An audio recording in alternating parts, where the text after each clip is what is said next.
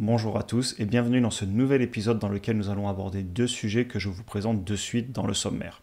Donc tout d'abord, on va parler des taux directeurs en Europe, aux États-Unis, de la récession légère dans laquelle l'Europe vient de rentrer et aussi globalement de l'inflation, des chiffres donc sur l'économie.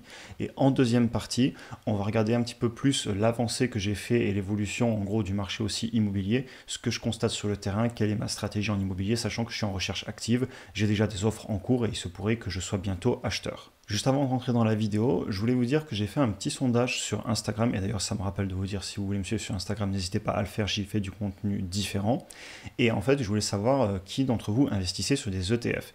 Et j'ai eu une réponse intéressante, on voit qu'on n'est pas non plus à 50-50, mais on a quand même beaucoup de personnes qui n'investissent pas dans les ETF. Et ce que je vais faire peut-être, c'est que sur YouTube, je vais vous faire un autre sondage dans lequel il y aura trois choix, où je vais demander est-ce que vous investissez dans des actions, dans des ETF en DCA, ou est-ce que vous investissez et sur des actions et sur des ETF en DCA. Ça m'intéresse dans le sens que ça me permet aussi de savoir vers où diriger la chaîne, sachant qu'actuellement, on parle beaucoup évidemment d'actions individuelles, mais on parle aussi d'ETF assez souvent, notamment dans les vidéos mensuelles d'achat en bourse. Donc vous verrez peut-être le sondage passer aussi sur YouTube, n'hésitez pas à y répondre, moi ça me permet de savoir aussi dans quoi vous investissez et de diriger mes vidéos et le contenu de la chaîne YouTube. Donc première partie de la vidéo, ici je vous ai mis les inflations qu'il y a eu globalement sur pas mal de pays d'Europe et l'Europe en elle-même, on va aller le voir directement sur le site. Donc ici vous retrouvez l'inflation sur le mois d'avant, donc ici on compare par rapport à août et ensuite les chiffres de septembre, et c'est classé par ordre d'inflation qui monte. Donc on voit que l'inflation est clairement montée en France et globalement en Europe elle est stagnante. Et si je vous parle de ça, c'est tout simplement parce qu'en fait la Banque Centrale Européenne a pris une décision qui est d'augmenter les taux, et ils le font aussi encore et toujours pour continuer à combattre l'inflation. Cependant, ils ont été extrêmement nuancés dans leur discours, comme on va le voir. Donc je vous ai ici traduit ce qui a été dit par la Banque Centrale, et globalement, la Banque Centrale Européenne, elle a relevé jeudi dernier, donc encore une fois, les taux d'intérêt. Aujourd'hui, on est à 4%, comme vous le voyez ici, qui sera actif le 20 septembre, et on en est donc à la 10e hausse qui avait commencé le 27 juillet 2022, comme vous le voyez sur le tableau en dessous. On partait de 0% et on est monté à 4%, ce qui est une augmentation extrêmement forte, et on le verra plus tard, ça a évidemment des impacts sur l'économie et sur l'immobilier. Et ils font ça tout simplement pour baisser l'inflation, puisque si l'argent coûte beaucoup plus cher à emprunter, on investit moins, on ralentit l'économie, il y a donc plus d'offres que de demandes, alors qu'avant il y avait plus de demandes que d'offres, et donc ça fait ralentir l'augmentation des prix. Ça ne fait pas baisser les prix, mais les prix augmentent moins vite. Et donc ce qu'ils ont dit, c'est que globalement, avec l'économie qui est en berne en zone euro, et on va le voir après, on va parler de récession, eh bien, ils ont signalé que certainement cette 10e hausse depuis 14 mois, donc où ils combattent l'inflation, elle pourrait être la dernière. Et ça fait écho aux États-Unis dont on va parler après, qui eux aussi ont fortement augmenté les taux, et maintenant on pense aussi qu'ils vont arrêter, ou en tout cas ils ont fait une pause. Et c'est aussi assez cohérent parce que si on continue à augmenter les taux, on va toujours faire plus de mal à l'économie, et il faut savoir que c'est officiel, avec les chiffres qui ont été revisés, on a entre le dernier trimestre 2022 et le premier trimestre 2023 eu une récession très légère en Europe. Globalement, le PIB, donc le GDP en anglais total de la zone euro, a été en négatif durant 2 trimestres d'affilée. Cependant, je tiens à le dire, et vous savez que je suis toujours prudent sur la chaîne sur ces sujets, on ne va pas spéculer ici. Je n'utilise pas ce genre d'informations pour trader le marché en bourse. Je n'essaie pas de vendre le marché, de le racheter plus tard, de le vendre au plus haut, le vendre au plus bas. Je pense que la bourse, sur le court terme, elle fait ce qu'elle veut. Comme le dit Benjamin Graham dans le livre L'investisseur intelligent, Mr. Market fait ce qu'il veut sur le court terme. Le marché peut vraiment aller où il veut. Par contre, sur le long terme, il monte. Et donc, en bourse, je ne m'amuse pas du tout à faire ça. En tout cas, sur les ETF. Par contre, ça peut avoir de l'importance sur d'autres aspects, et les cycles économiques sur le long terme, j'aime les étudier. Je pense notamment aux entreprises et à l'immobilier. Pour les entreprises, tout simplement parce qu'on a des business qui peuvent être extrêmement affectés par la remontée des taux ou par une économie qui se porte mal. On pensera ici aux entreprises qui ont beaucoup de capex, donc qui ont besoin d'investir beaucoup d'argent pour maintenir par exemple leur parc machine dans l'industrie et pour continuer à générer de l'argent. Et vous avez des entreprises qui au contraire sont très peu impactées par les taux d'intérêt.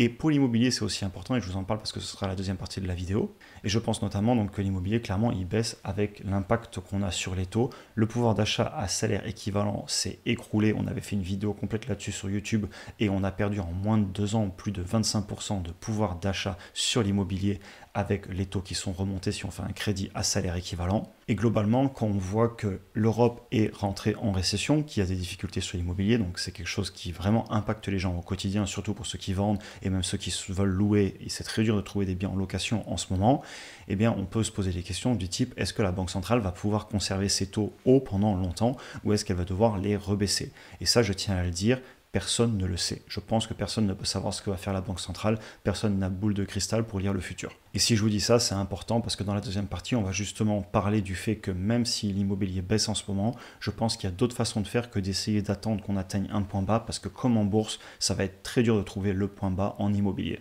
On passe rapidement sur les taux et l'inflation aux États-Unis. Globalement, on voit que l'inflation au niveau global aux États-Unis, elle est remontée un petit peu. Vous le voyez ici sur ce graphique. C'est en grande partie lié au pétrole et à l'énergie qui est remontée. Ça a d'ailleurs aussi impacté l'Europe. Cependant, ce qui est encourageant aux États-Unis, c'est quand on prend le core inflation, donc ça c'est l'inflation quand on enlève le pétrole, l'énergie et l'alimentaire. Donc en fait ce qui est impacté par les marchés internationaux et les banques centrales ont peu d'impact sur le cours du blé ou le cours du pétrole. Et donc là clairement on voit qu'on continue à baisser en core inflation, donc c'est un très bon signe pour les États-Unis et ça permet aussi justement de parler de la Banque centrale qui aux États-Unis a augmenté les taux. Il y a encore quelques temps, ils l'ont augmenté pendant presque 2 ans. Cependant, là, ils ont fait une pause. Et on voit que les prédictions pour le 20 septembre, puisque le 20 septembre, on a le prochain FOMC mythique, donc on a la prochaine réunion de la Fed. Et si je vous montre ce graphique directement sur le site, en fait, on voit que le marché prévoit à 98% de chances que la Banque centrale américaine ne va pas bouger les taux, ne pas les augmenter et ne pas les baisser et rester entre 5,25 et 5,50. Et pour information, cet outil, il est assez connu, c'est le CME FedWatch Tool, et en fait, ce n'est rien de plus que des prédictions du marché sur ce que va faire la Banque centrale. Évidemment, ce n'est pas certain, cependant, c'est ce que pense le marché globalement. Donc comme on le disait juste avant, la BCE, donc la Banque Centrale Européenne, a annoncé une probable pause et la Fed, on peut se demander est-ce qu'ils vont continuer leur pause ou est-ce qu'ils vont au contraire réaugmenter les taux. Sachant que la Fed est toujours un petit peu en avance sur la Banque Centrale Européenne depuis quelques années et clairement on pourrait se dire que si la BCE va poser, il y a de grandes chances que la Fed continue sa pause. Mais ça c'est des spéculations, personne ne peut le savoir.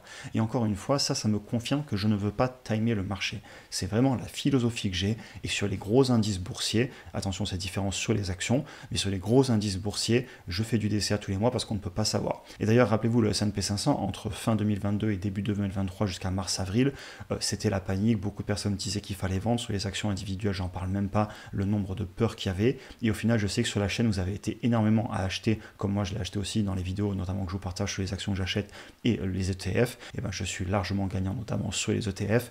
Et ça m'encourage encore une fois à ne pas essayer de savoir ce que va faire le marché, mais d'investir tous les mois. Par contre, je tiens à le dire, comme je vous le disais juste avant, l'économie a de gros impacts sur les actions individuelles et l'immobilier. Et ça va me permettre de rebondir sur la deuxième partie et on va parler un petit peu d'immobilier. Donc clairement, l'immobilier est en train de baisser en France. Il y a peut-être quelques villes qui résistent, mais on le voit, là je marque juste immobilier baisse sur YouTube et on voit énormément d'articles qui apparaissent qui ont tous un jour ou 2 jours. Et il y a même des personnes qui n'ont rien à voir avec l'économie, qui ne suivent pas l'économie au quotidien comme nous, qui m'ont dit que ça y est, c'est passé à la télé, on commence à en parler de partout, etc. Personnellement, j'ai pas la télé, mais clairement, ça a l'air de commencer à faire du bruit puisqu'autour de moi, j'en entends parler. Alors maintenant, l'objectif de cette vidéo, c'est pas du tout de vous refaire un énième article de journal qui va vous dire que l'immobilier baisse. Ça, c'est acté maintenant dans la plupart des villes en France. L'objectif, c'est plus de vous parler de mon sentiment sur le terrain et de ce que je fais.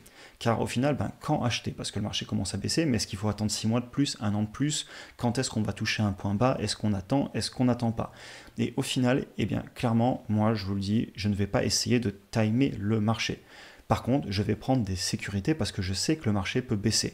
Et au final, c'est un petit peu ce qu'on fait en bourse aussi. On sait que sur le court terme, le marché peut être baissier. Et donc, quand on achète des actions individuelles, on se prend des marges de sécurité, on fait des analyses sur le long terme et on n'achète pas sur le court terme. Et au final, la stratégie que j'utilise, sachez que c'est une stratégie qui est beaucoup utilisée, c'est que je vais acheter avec une décote. C'est-à-dire que je vais prendre le plus haut du marché qui globalement était entre mi-fin 2021 et début de 2022, avant qu'on remonte les taux. C'est d'ailleurs à l'époque où j'avais vendu mon ancienne résidence principale dans une opération d'achat-revente et ça avait très bien fonctionné pour moi. Et donc ce que je vais faire, c'est que je sais qu'historiquement, si on prend les gros cracks immobiliers, on a eu des décotes selon les villes qui ont pu aller jusqu'à moins 10, moins 15% pour les meilleures villes. Il y a même des villes où ça a pu légèrement monter, où ça a bien tenu, mais on a eu aussi des villes où ça s'est écroulé. On avait eu des baisses qui avaient pu dépasser les 20 à 25%. Donc moi, ce que je cherche à faire, c'est que je prends le prix du bien auquel il se serait vendu il y a un an et demi, et ça c'est facile à déterminer, déjà avec des outils comme Meilleur Agent par exemple, et tout simplement en prenant les prix au mètre carré moyen d'il y a quelques années, avec l'état du bien, etc. On arrive à estimer, et ensuite j'enlève 20 à 25% du prix une fois que le bien est complètement refait, et ça c'est le prix que je dois payer en intégrant évidemment les notaires, tous les frais, tous les travaux, etc.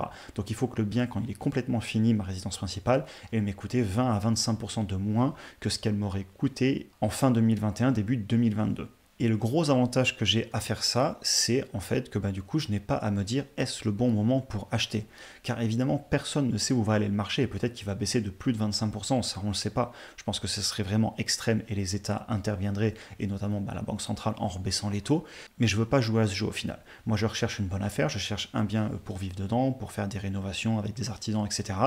Donc je connais mes décotes et du coup, je vais sur le terrain et je sais ce que je dois faire comme offre. Et en parlant d'offres, j'ai déjà eu plusieurs offres qui ont clairement été refusées car je fais des offres très agressives. Je prends les biens, j'applique mes décotes sur le prix de revente dans quelques années avec moins 20, moins 25%. Ensuite, je rajoute le notaire, les travaux, tous les frais annexes. Je calcule mes rentabilités si c'est pour la location ou une plus-value possible si c'est pour de l'achat-revente. Et ensuite, je fais des offres agressives. Si les offres passent, tant mieux. Pour l'instant, il n'y en a pas qui sont passées, mais j'en ai dans le tuyau et ça va peut-être passer. Et évidemment, je vous tiendrai au courant d'ailleurs dans des vidéos parce que c'est de l'investissement un petit peu comme la bourse. Et clairement, c'est intéressant d'en parler, je trouve, même si la thématique principale de la chaîne, c'est clairement la bourse. Et clairement, il se pourrait qu'à un moment, ça finisse par passer. Ça, on verra bien. Et je vous tiendrai au courant, évidemment. Je conclurai aussi cette vidéo en disant que j'essaie vraiment de rester rationnel et de mener mon analyse comme un investissement.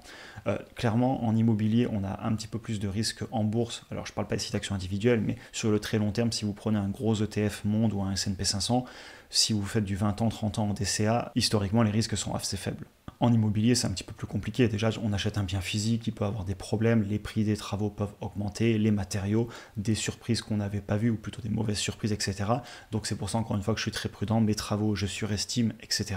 Et j'essaie de rester rationnel, même si c'est difficile, parce qu'on achète une maison dans laquelle on va vivre. On en a fini pour aujourd'hui, c'était une vidéo assez courte mais avec pas mal d'informations, j'espère qu'elle vous a intéressé. Aussi l'immobilier, je vous avais dit que je vous tiendrai au courant de mon avancée, donc je le fais, et je pense que je vous tiendrai au courant quelques fois par trimestre de mon avancée jusqu'à que j'arrive à acheter. Sur ce, comme d'habitude, si vous souhaitez en apprendre plus sur l'investissement en bourse ou tout simplement revoir les fondamentaux de l'investissement sur le long terme, vous trouverez en description un lien vers les cours vidéo offerts que j'avais fait pour commencer à investir en bourse. Vous pouvez aussi cliquer ici pour regarder une autre vidéo. Si vous avez apprécié cet épisode, n'hésitez pas à vous abonner, liker, partager et passer dire bonjour sur Instagram. Je fais tout ce que je peux pour répondre aux DM de tout le monde. Des fois, ça prend un petit peu de temps parce que je ne suis pas non plus tout le temps sur Instagram, mais c'est toujours un plaisir de parler à d'autres investisseurs.